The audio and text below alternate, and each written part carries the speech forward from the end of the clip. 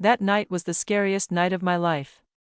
My water broke, and I needed to get to the hospital, but instead of taking me there, my husband suddenly drove to an ATM. He stopped the car and ordered me to withdraw $220,000 and give it to him. He said if I refused, he wouldn't take me to the hospital. When I said no, he dragged me out of the car, threw me onto the road, and sped away, leaving me alone in labor and helpless. What happened next was even worse than I could have ever imagined. My name is Selena, and I am 29 years old. In a few days, I will become a mother for the first time.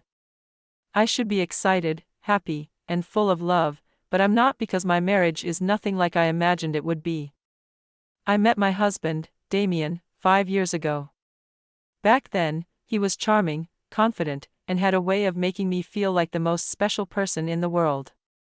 But things changed after we got married. His affection slowly disappeared. He stopped caring about my feelings, my struggles, and my happiness. When I told him I was pregnant, I thought he would finally become the husband I needed. I was wrong. Instead of being supportive, Damien treated my pregnancy as an inconvenience. He refused to help with housework, ignored me when I was sick, and made it clear that his life wouldn't change just because I was carrying his child. Now, at 9 months pregnant, I had accepted the reality of my marriage. Damien didn't love me, he didn't care about our baby, and deep down, I knew I would have to raise this child alone. But I never imagined that he would betray me in the worst way possible. That evening, I sat at the dining table, exhausted from another long day. I had spent hours cleaning, folding laundry, and preparing dinner. Even though my body ached from the weight of my belly, I looked at the clock. It was 8:45 p.m. Damien was late again. I sighed, pushing my food around the plate. I wasn't even hungry anymore. Just as I was about to get up, the front door swung open. Damien walked in, looking tired but indifferent. He didn't say hello or ask how I was feeling. He just threw his bag onto the couch, took off his jacket, and sat down at the table, scrolling through his phone like I wasn't even there. I swallowed the lump in my throat. "You're late," I said. He didn't even look up. "I was busy," he muttered. I bit my lip, trying to ignore the anger bubbling inside me. "I made dinner," I said, keeping my voice calm. Damien finally glanced at his plate. His expression immediately soured. "Pasta again," he muttered, pushing his fork into the food like it was something disgusting. I clenched my fists under the table. "Yes, Damien, because I'm 9 months pregnant and can't stand in the kitchen all day cooking 3-course meals." He rolled his eyes. "Whatever," he said, then grabbed his fork and began eating in silence. I watched him, feeling a deep painful emptiness inside me. This wasn't love. This was a marriage, and the worst part was, I knew he didn't even care that I was hurting. I tried to finish my meal, but suddenly, a sharp pain shot through my lower stomach. I gasped, dropping my fork onto my plate. A second later, I felt a warm rush of liquid. I froze. My water just broke. I looked down, my heart racing, as I saw the chair beneath me getting wet. Oh my God, it's happening. I grabbed the edge of the table, breathing heavily. "Damien." He didn't even look up. "What now?" I swallowed hard, my voice shaking. "My water just broke." Damien finally lifted his head, his expression blank. "Right now?" he asked, as if I had a choice. I nodded quickly, struggling to stand up. A strong contraction hit me, and I winced. Damien let out an annoyed sigh. "Fine, let's go." He stood up as if this was just some minor inconvenience and grabbed his car keys. I reached for my hospital bag, my hands trembling. This was it. I was about to have my baby, but I had no idea that Damien had one last act of cruelty left to show me. The car was silent except for my heavy breathing.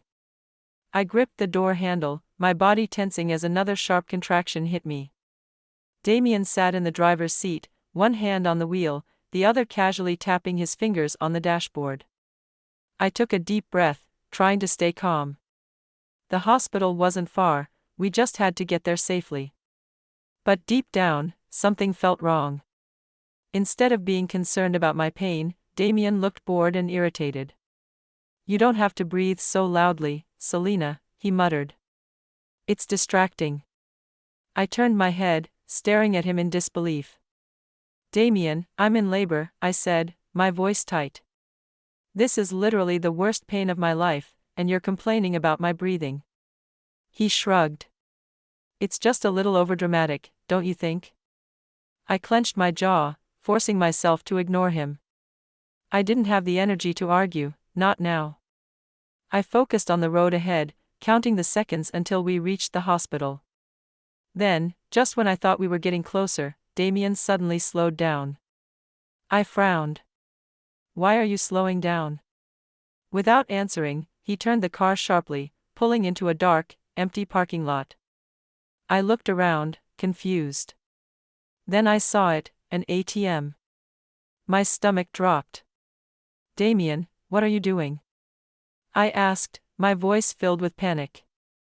He put the car in park, turned to face me, and then said the words that would haunt me forever.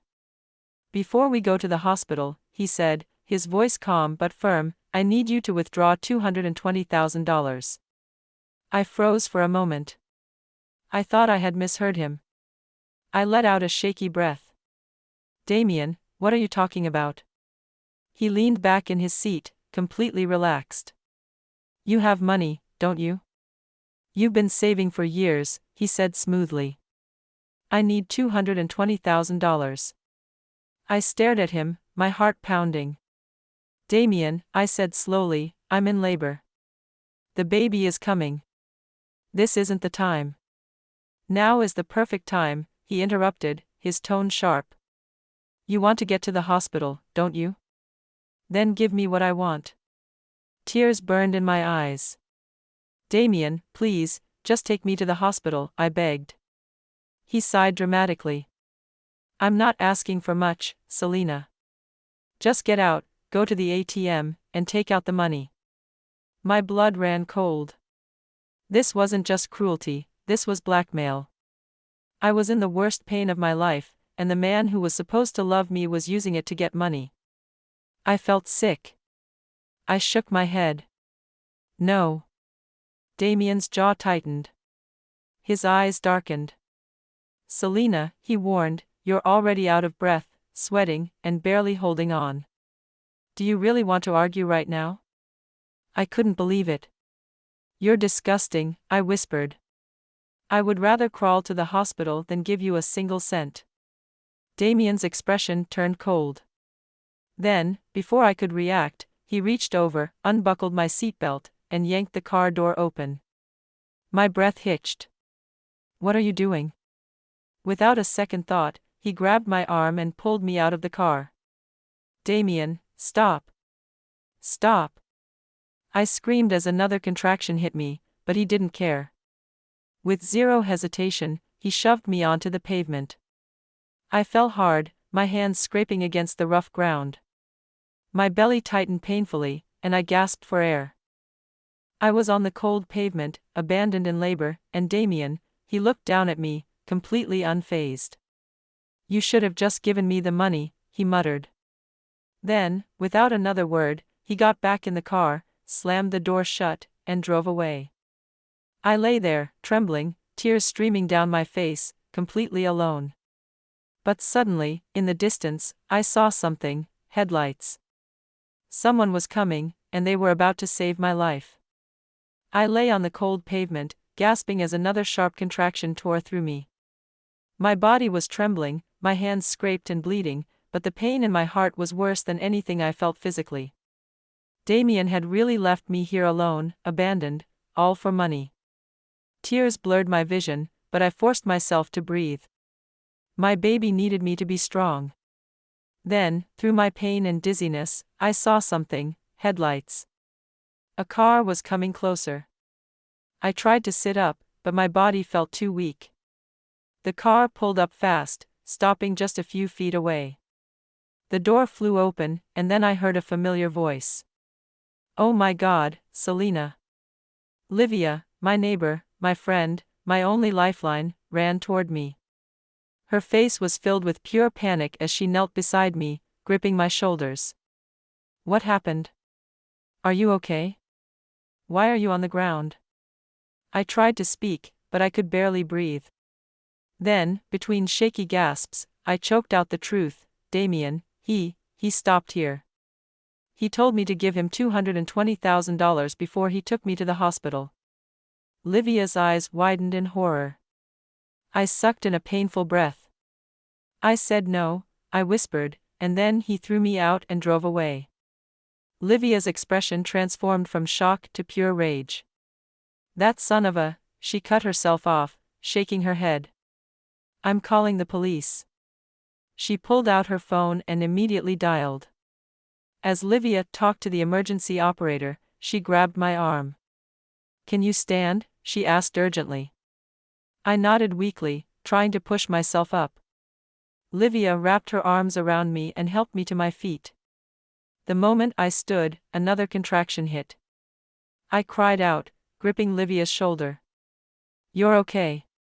I've got you, she said, helping me to the passenger seat of her car. She buckled me in and sped off.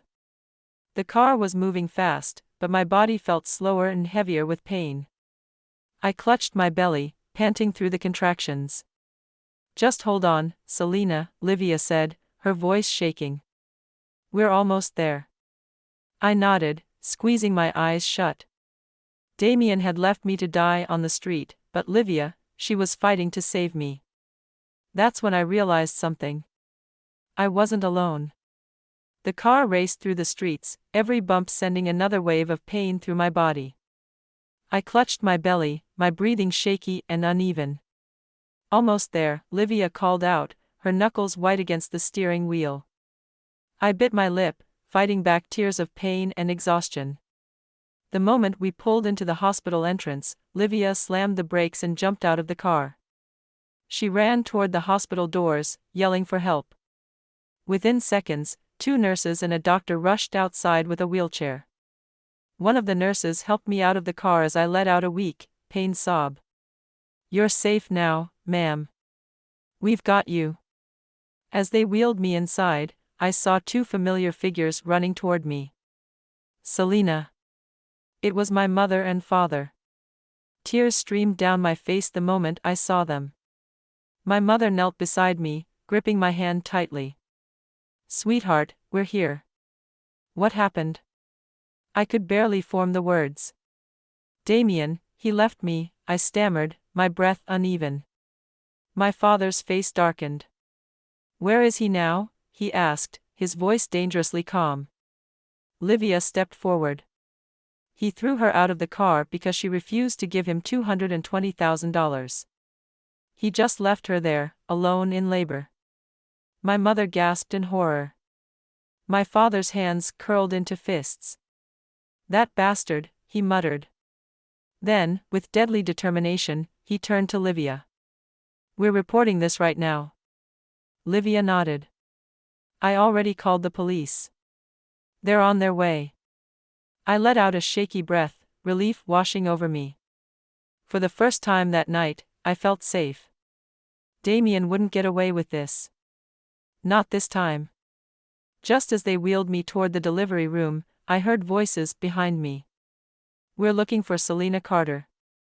I turned my head slightly and saw 2 uniformed officers standing at the hospital entrance.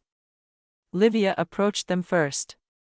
She's inside, about to have the baby. I'll tell you everything. One of the officers nodded. We're already looking for Damien Blackwood. His actions tonight were criminal. Hearing those words sent a wave of relief through me. They were going to find him. They were going to make him pay. And for the first time in a long time, I felt like I could breathe again. The delivery room was a blur of bright lights, voices, and unbearable pain. I gripped my mother's hand as another contraction ripped through me. My whole body was shaking, my breath uneven, but I knew I had to push through. You're doing great, Selena. Almost there, the doctor said. I squeezed my eyes shut, letting out a choked sob of exhaustion. Then, after what felt like an eternity, a sharp cry filled the room. Tears streamed down my face as I heard my baby for the first time. "It's a boy," the doctor smiled. A nurse gently placed my son on my chest, his tiny body warm and fragile against mine. My heart swelled with emotion.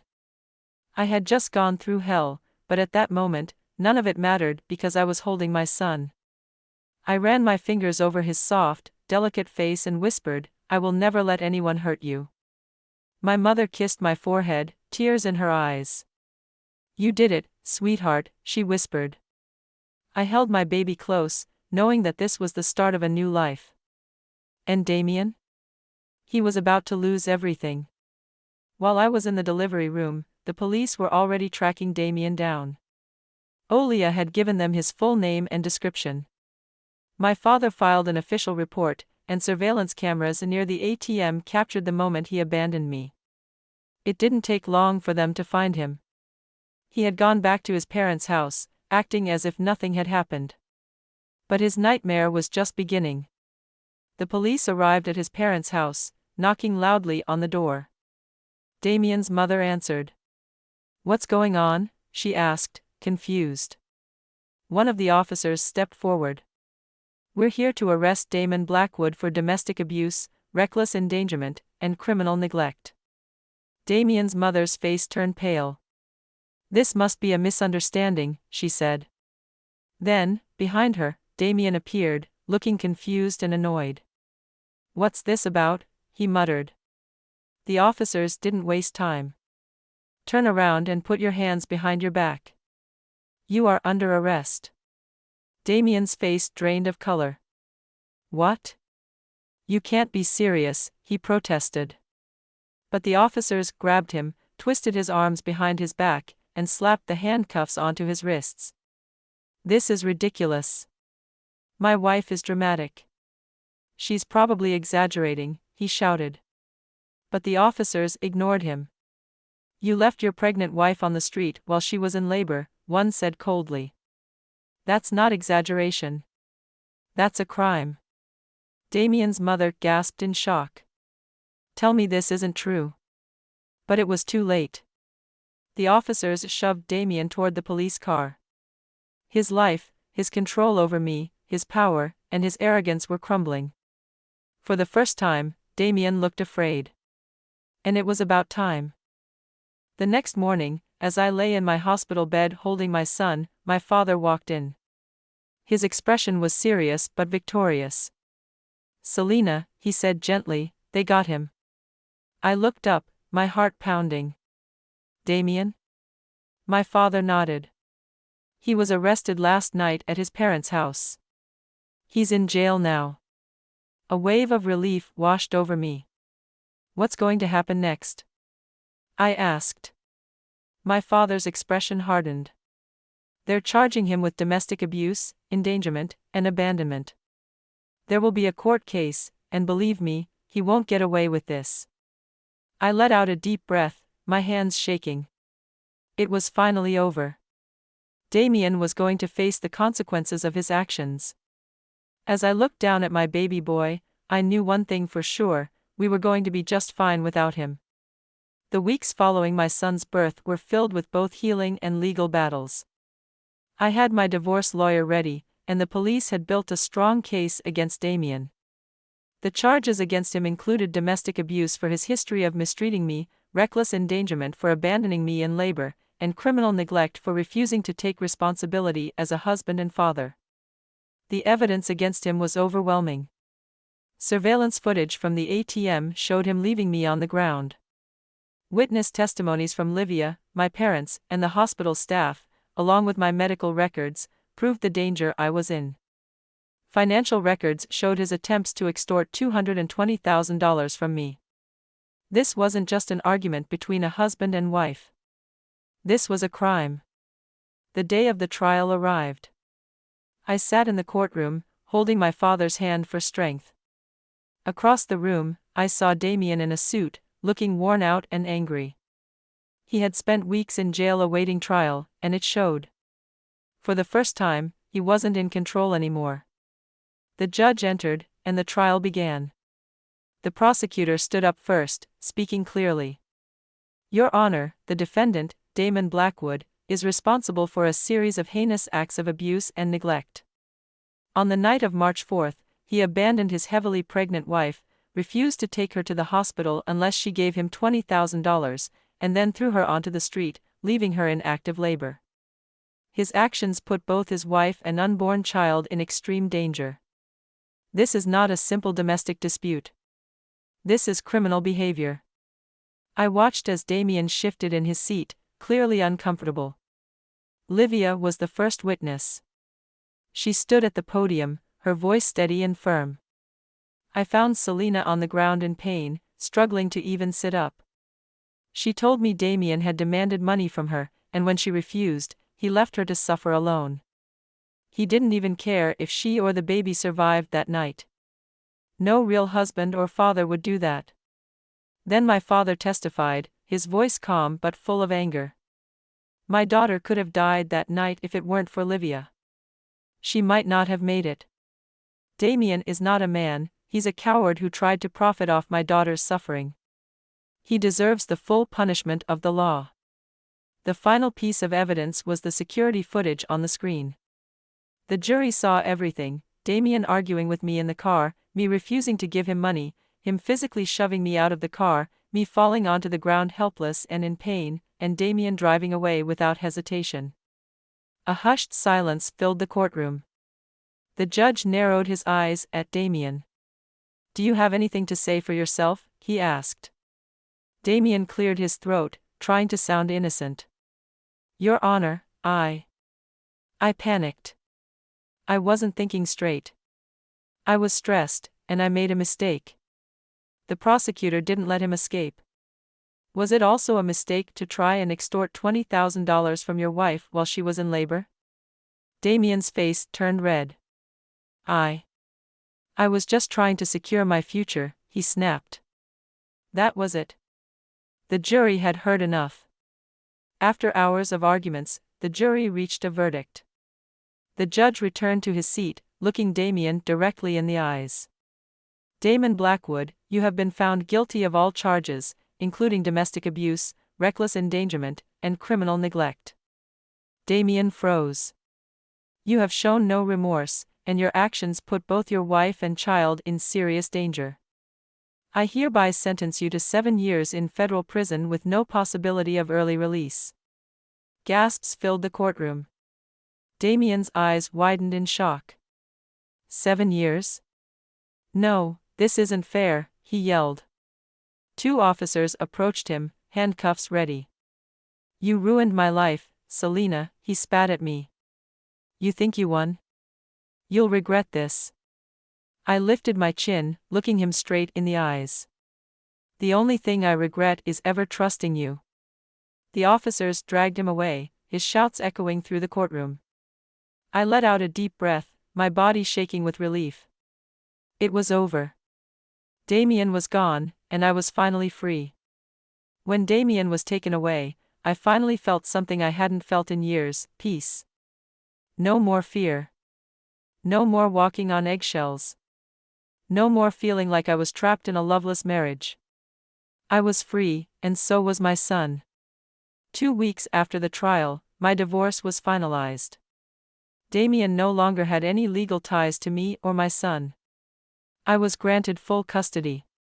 He was legally required to stay away from us, even after his prison sentence. I sat in my lawyer's office, signing the final papers. My hands steady and sure. "Congratulations, Selena," my lawyer said. "You're officially free." I let out a deep, relieved breath. It was finally over. For the next few months, I focused on healing and rebuilding my life. My parents helped me take care of my son while I adjusted to motherhood. Livia became like a sister to me, always checking in and supporting me. I started therapy, learning to heal from years of emotional abuse. I continued blogging, but this time, my posts weren't just about small joys. They were about strength, survival, and starting over. Most importantly, I learned to love myself again. I had spent so long trapped in a toxic marriage, believing that I didn't deserve better. but now I knew my worth. I was a survivor. From time to time, I heard small updates about Damien. He struggled in prison, unable to manipulate his way out. He lost everything: his job, his reputation, his control over me. His parents disowned him after learning the full extent of what he did. He tried to appeal his sentence, but the court rejected him. The last thing I heard, he was completely alone. And for the first time, I didn't feel sad for him. He made his choices. He lived with the consequences. And I? I was finally free from his shadow. One morning, I sat by the window, holding my son in my arms. He had grown so much in just a few months. His bright eyes looked up at me with pure love. I smiled, kissing his tiny forehead. "It's just you and me now, baby." He let out a soft giggle, his little fingers grabbing mine. I closed my eyes, taking in the moment. I had lost so much, but I had also gained everything that mattered: my freedom, my happiness, and the purest love I had ever known, my son.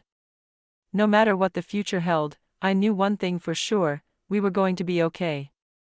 Because we were finally free.